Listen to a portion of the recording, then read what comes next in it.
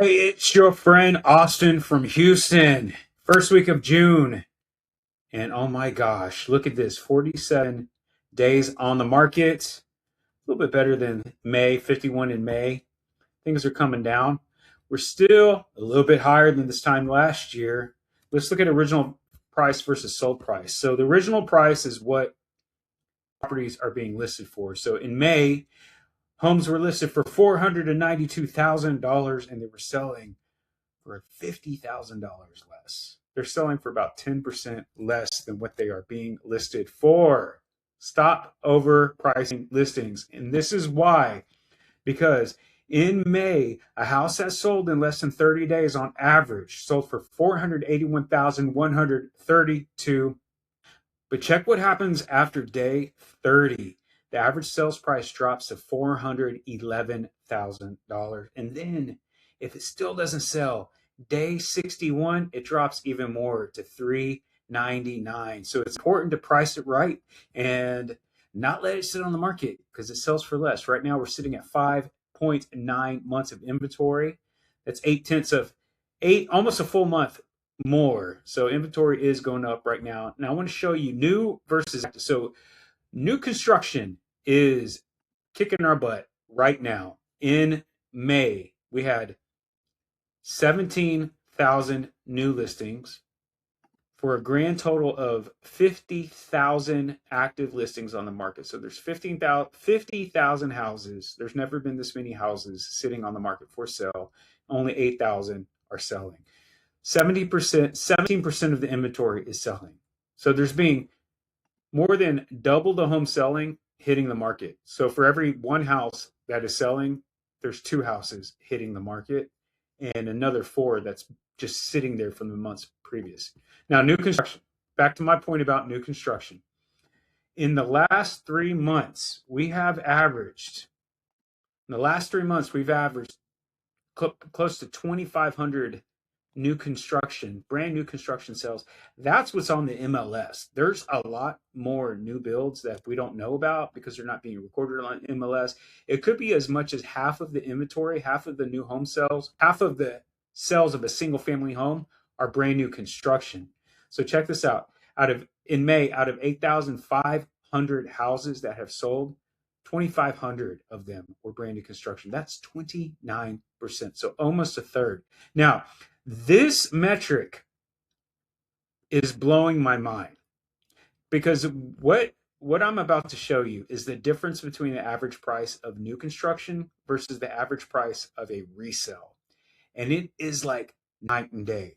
If I were to ask you what is more expensive, brand new homes or resales, I would think that most of you would say a brand new home is more expensive than a used home, just like a brand new car is more expensive than a used car.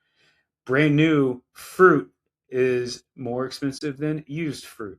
The list goes on and on.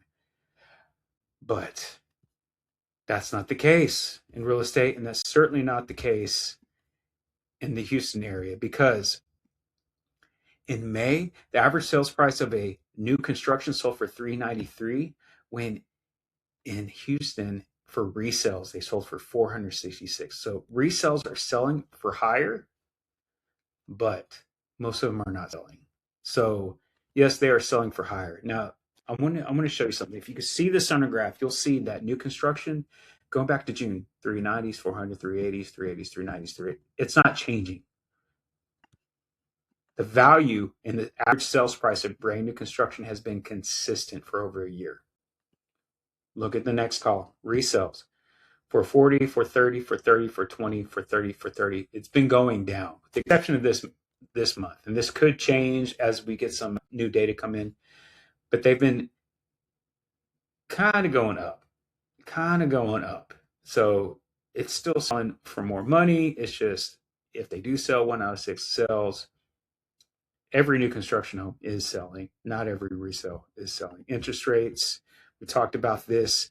This is good. 6.48% interest. We got up to 6.53. We actually hit a spike. That was the highest that it had been since August of 2025. So we hit 6.53 and we came down 5/100ths of a point. So hopefully that trends.